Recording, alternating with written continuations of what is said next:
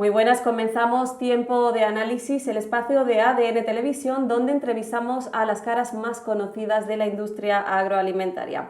Opiniones, análisis, comentarios que nos ayudarán a entender el qué y el por qué suceden ciertos acontecimientos que inciden de forma directa en el sector agroalimentario, en los consumidores y en definitiva en nuestra vida.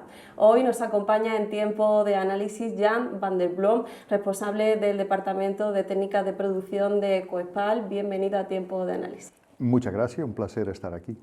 Bueno, llevas más de 30 años, corrígeme si me equivoco ya, casi 30 años, ¿no? Casi 30 años, no llega. Yo empecé en 93 aquí. Bueno, me gustaría que para empezar esta entrevista, que vamos a hablar de muchos temas diferentes, hablar del avance, de la diferencia y de cómo ha ido evolucionando el modelo de Almería. Sí, bueno, el modelo por sí mismo no ha cambiado tanto, porque seguimos trabajando con muchísimos agricultores en empresas, en explotaciones relativamente pequeños y seguimos avanzando. Hemos cambiado mucho la forma de producir. El tema mío, que después hablamos más en profundidad sobre el control biológico, allí hemos conseguido muchísimo. Y una particularidad que tiene este modelo es que todo esto, si se necesita un cambio, hay que realizarlo con muchísima gente en muchísimas pequeñas empresas. Todo el mundo tiene que estar motivado y es muy bonito con qué rapidez se puede conseguir esto entre tanta gente. 15.000 agricultores, si realmente hay un cambio necesario o si se ve que algo puede funcionar mejor, pues más sorprendido con qué rapidez 15.000 agricultores pueden dar un cambio al rumbo y implementar cosas totalmente nuevas. Un rumbo positivo, ¿no? Un rumbo positivo, sí. Y bueno, por esto Almería ha podido no solo aguantar, ha podido crecer muchísimo en el tiempo que estoy aquí, que no sé con cuánto se ha multiplicado la producción, la cosecha, la superficie. Hemos mejorado en muchos sentidos en el tema de sostenibilidad, que también lo vamos a hablar después, y sigue siendo un sector tremendamente vivo. Ahora vamos a ver el Expo Levante y estoy seguro que después de 2 años de que todo el mundo ha estado por la pandemia sin poder verse, pues eso ahí se va a juntar muchísima gente para intercambiar impresiones, para ver novedades, etc. ¿Con lo que te quedaría del modelo Almería del antes a la hora? ¿Algo que resaltaría? Bueno, para mí lo más importante es que hemos mejorado muchísimo en la limpieza del campo y en la forma de combatir plagas. Ya no estamos utilizando muchos tratamientos, muchos venenos. Estamos en un entorno muchísimo más sano, en un entorno mucho más agradable también para trabajar y para vivir para todo el mundo. Jan, eres de los Países Bajos. Por si hay alguien que no lo sepa todavía, hay algo que ya conocemos del modelo de Países Bajos, que son los invernaderos de cristal, que lo más característico que tienen es la calefacción. ¿Cuál es la diferencia con los que hay en Almería? Sigo siendo holandés y mi acento jamás va a cambiar ya, entonces seguiré teniendo mi acento holandés inevitablemente. Bonito. Bueno, prefiero no escucharme a mí en televisión o radio, prefiero no verlo, pero bien, es que el modelo holandés es algo que ha evolucionado a lo largo de más de 120 años, es del principio del siglo XX y empezó con algunas estructuras de cristal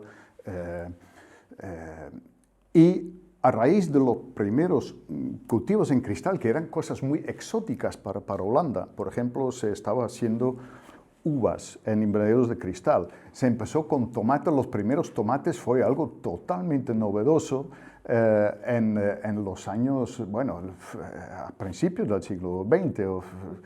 Y a raíz de esto, continuamente han tenido que mejorar, han tenido que optimizar, porque lo que es evidente es que allí no se puede producir frutas y hortalizas en invernadero sin calefacción, sin un manejo de clima. Entonces, para sacar la rentabilidad... ¿De cuánta temperatura, perdona que te interrumpa, estaríamos hablando? Bueno, es que si en la calle en Holanda la temperatura media en invierno llega a ser 8 o 9 grados durante muchas semanas o menos, incluso puede haber meses en que todo el mes está casi helando, ya no es tan frecuente esto, pero puede pasar que la temperatura media se queda a 2 o 3 grados. Entonces hay que calentar los invernaderos a por lo menos una temperatura continua de 18, 20, 22, un poco menos de noche, un poco más de día, dependiendo del cultivo. Pero se necesita una calefacción importante para no perder los cultivos. Y Holanda ha ido siempre también ha hecho saltos grandes. Cuando en los años 70, por ejemplo, se produjo la primera crisis de energía, por una crisis de petróleo que había, pues todo el mundo pensaba, bueno, hasta aquí han llegado los holandeses con la horticultura. Pero no, todo lo contrario, porque empezaron a optimizar, empezaron a mejorar y finalmente, con precios bastante más elevados de la energía, pues sacaron más rentabilidad porque las medidas de ahorro eran tan eficientes, ¿no? Y entonces, continuamente han estado obligados a optimizar todo lo que tiene. Y eso también significa que la gente se ha tenido que especializar. Y un cambio enorme en los invernaderos holandeses entre a principios de los años 90, cuando empecé, y ahora, es que ahora los productores son mucho más grandes. Cuando yo empecé, la propiedad media en Holanda de un invernadero de cristal era de 1 hectárea por productor, y ahora mismo la propiedad media ya es más o menos de 10 hectáreas por empresa. Y hay empresas de 70, incluso de 100, 160, hay algunas de cristal, y producen mucho, pero eso con una superficie total que no ha cambiado tanto, y eso quiere decir que ni un 10% de lo que eran agricultores a principios de los años 90 todavía lo son, o sus hijos. Y el resto ha sido absorbido por los otros, pero eso significa que ahora mismo los productores holandeses son empresarios que tienen que manejar la parte técnica, la parte del personal, que tienen que ser empresarios en toda regla, y ya tiene unas inversiones muy grandes y este aumento de escala, pues poco a poco vamos a ver en Almería también, pero eso ha sido en Holanda algo muy acusado y aquí va más lento porque seguimos trabajando con muchas fincas, lo que he dicho al principio, de un tamaño todavía relativamente reducido. Es inevitable que aquí también vamos a ver un aumento de escala, pero en Holanda esto ha sido brutal. Se ha notado. Sí, se nota mucho. Te iba a preguntar sobre sostenibilidad. No sé si son sostenibles ambos modelos. Sí, yo creo que sí. Es que los holandeses tienen un alto precio por metro cuadrado que solamente pueden sacar la rentabilidad cuando producen muchísimos kilos y siempre, si alguien quiere saber cuál es realmente la diferencia entre Holanda y España o Almería, en los invernaderos holandeses tiene un precio de coste por metro cuadrado y por año de más o menos 40 euros. Y para sacar eso rentable, tiene que producir por metro cuadrado, por año, más de 60 kilos de tomate o casi 30 kilos de pimiento. Aquí estamos en producciones muy inferiores a esto. Aquí producimos una cuarta parte por metro cuadrado, pero con un precio por metro cuadrado muchísimo más reducido. Sí, claro. Entonces nosotros tenemos un precio de coste también por kilo producido mucho más reducido. Bueno, eso significa que cuando coincidimos los dos en el mercado, normalmente tenemos una ventaja y eso se ha visto claramente en pimiento. En pimiento, España, o sobre todo Almería, ha ganado mucho terreno a lo que era el mercado para Holanda. En tomate un poco menos. En tomate los holandeses han sabido especializarse, tienen muy buen marketing por todos los diferentes tipos de mercado, de tomate. Entonces, yo estoy seguro que hay mucho que hacer para todo, pero También los holandeses han aprendido que continuamente van a tener que innovar, van a tener que cambiar, van a tener que ajustar los cultivos, las variedades que tiene, van a tener que acompañarlo con un buen marketing de los productos específicos que tiene, buscar nuevos envases, buscar nuevos mercados, trabajar en temas como sostenibilidad, etc. Y nosotros igual, tenemos que afrontarnos a todas esas cosas. Eso te iba a decir que tanto investigación, como me estabas diciendo, que sigue siendo productivo, que sigue siendo sostenible. Hay otros proyectos, por ejemplo, que se están haciendo ahora, como el proyecto Nemo, que hablábamos con noticias hace unos días, posiblemente invernaderos submarinos, que eso sí que no sería sostenible. Esto algo así, es algo, producciones submarinos, esto lo veo algo que no se presta para la gran producción a una escala comparable con lo que tenemos ahora. Puede ser muy interesante para plantas a pequeña escala que necesitan estar totalmente aislados del resto, pero para una producción a gran escala, simplemente por tema de costo va a ser imposible. Y también por tema de sostenibilidad, porque las estructuras que necesita para eso, me parece poco viable. Poco viable. Sí. Jan, volvemos en unos segunditos, vamos para publicidad. ¿Qué nos hace ser especialistas agro? Nuestro ADN agro. Estar dentro, ser uno más, estar juntos, conocer, investigar, compartir y escuchar a nuestro campo. Daily Green de Green Food, exportación de frutas y verduras frescas.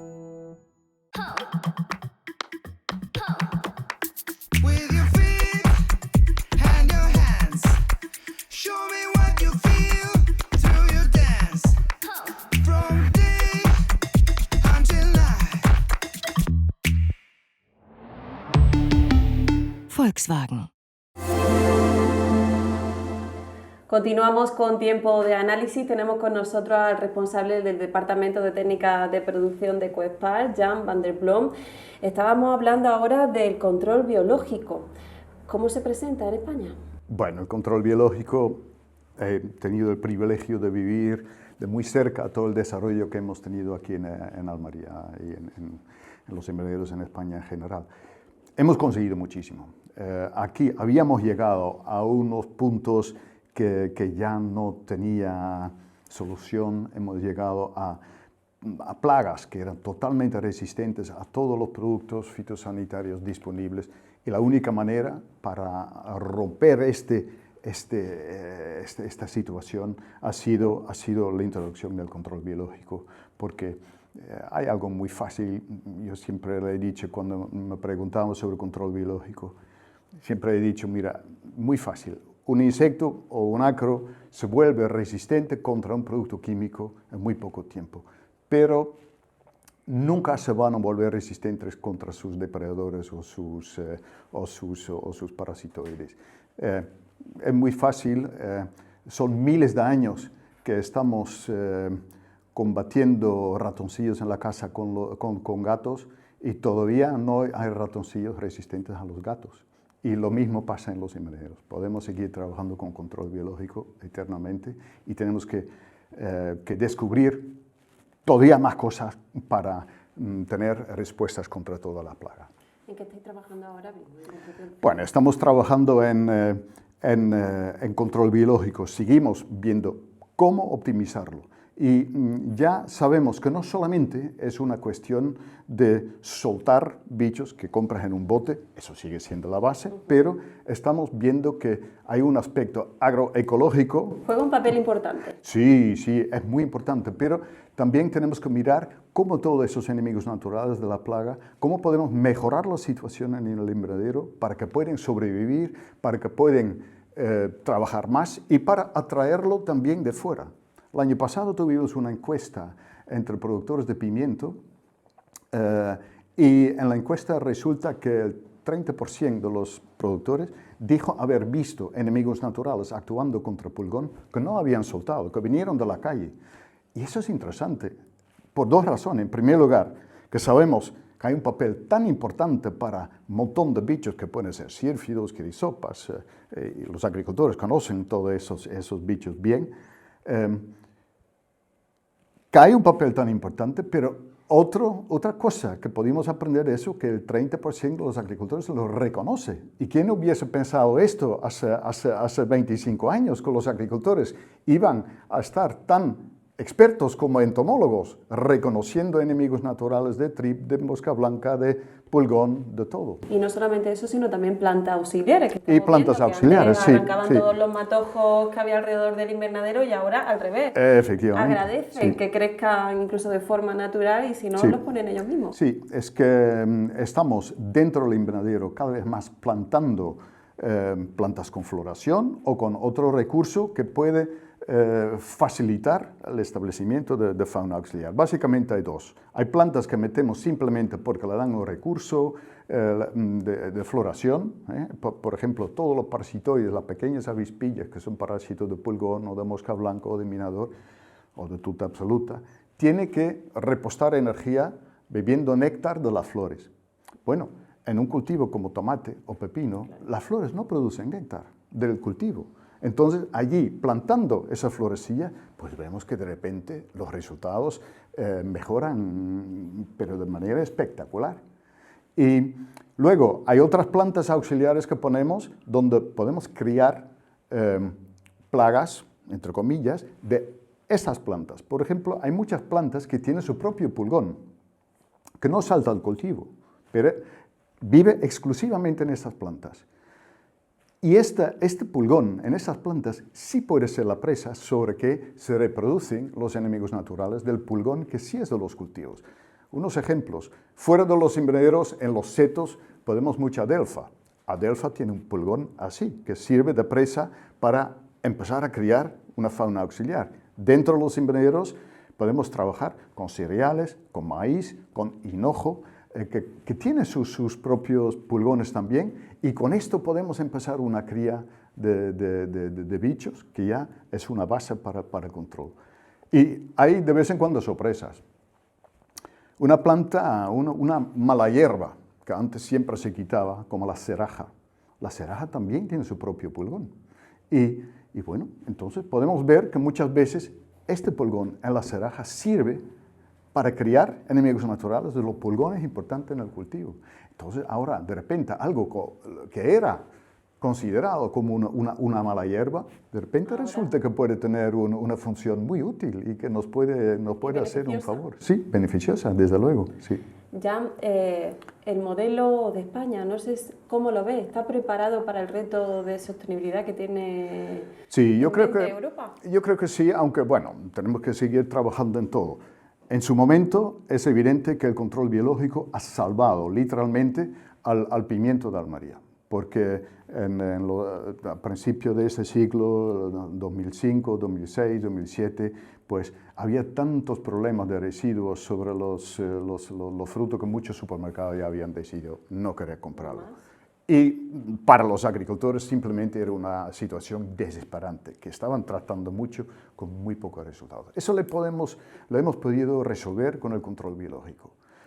Ahora estamos en la fase de agroecológica, ¿no? de plantar. Agricultura ecológica, sí. De cara al 2030. Y de cara a la sostenibilidad tenemos que trabajar en todos los sentidos. Tenemos que conseguir un 100% de reciclaje de nuestros residuos.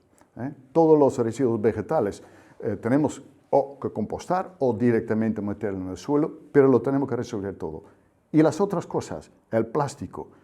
Ahora mismo estamos bajo la lupa de todo el mundo como una zona totalmente cubierta del plástico. ¿Qué estamos haciendo con este plástico? Bueno, tenemos ya un nivel de reciclaje muy alto. Lo que reciclamos aquí de plástico es muy superior a lo que se recicla de los residuos de plástico de las viviendas, de los residuos urbanos. Lo que normalmente contamina el paisaje son bolsas de plástico, envases de comida, botellas, muchas botellas de agua. Bueno, nosotros sabemos que el 85%, no, lo digo mal, más o menos entre 70 y 80% de todos los residuos de plástico que generamos se recicla bien y el resto termina junto con los residuos urbanos, normalmente en plantas donde se quema o algo así. Tenemos que trabajar hasta que llegue el Tenemos que optimizarlo y sobre todo tenemos que evitar que hay pequeños montoncillos de plástico, pequeños vertidos que nos pueden costar la credibilidad y que nos pueden costar la imagen muy fácilmente. Inversión. Hablamos en inversión I+D+I. ¿Suficiente, insuficiente? Sí, pues evidentemente para nosotros siempre es insuficiente porque siempre tenemos ideas y tenemos preguntas que queremos resolver. Estamos aprendiendo muchísimo, pero estamos también en un sector que no tiene por sí mismo grandes recursos para invertir en I+D. No es así como un productor químico que sabe que si yo invierto tantos millones, luego saco una molécula y luego tengo un margen durante tantos años que me permite. No, nosotros estamos produciendo productos que nadie puede patentar, tomate, pimiento. Entonces, todo el mundo trabaja con márgenes pequeños.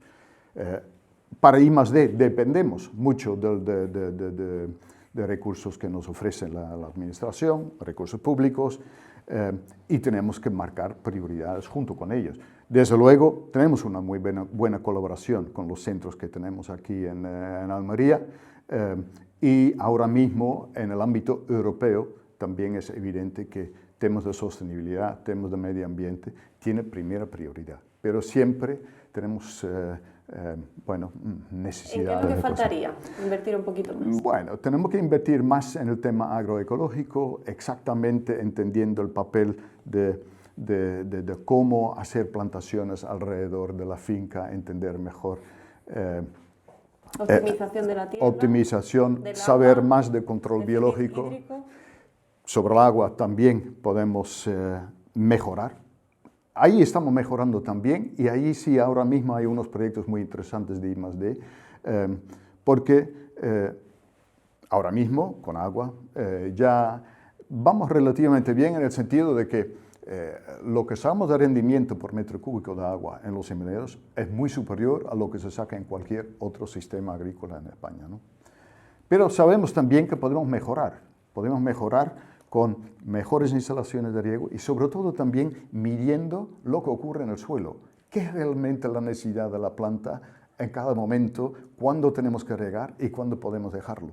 Y sabemos que cuando esto lo tomamos, o cuando esto se empieza a hacer, pues de repente la gente se sorprende y ve que puede ahorrar un 25-30% del agua.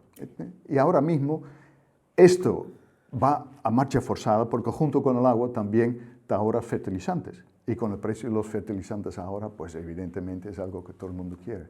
Pero aparte de ahorrar agua y fertilizantes, hay un factor mucho más importante aún. Y eso es la condición de la planta. Una planta que está en buenas condiciones hídricas, que no tiene demasiada agua ni está demasiado seca, pues es menos vulnerable frente a enfermedades de hongos, cualquier tipo de problemas, muchas veces se puede evitar. Entonces, bueno, estamos aprendiendo a marcha forzada y hay cada vez más herramientas ahora también con sensores eléctricos que se transmita a través de la nube, etc. Entonces, en tu movililla ahora puedes ver las curvas para poder optimizar eso. Entonces, es otro tema muy importante. Aprendemos a marcha forzada, pero no solamente en España tenemos ese déficit hídrico.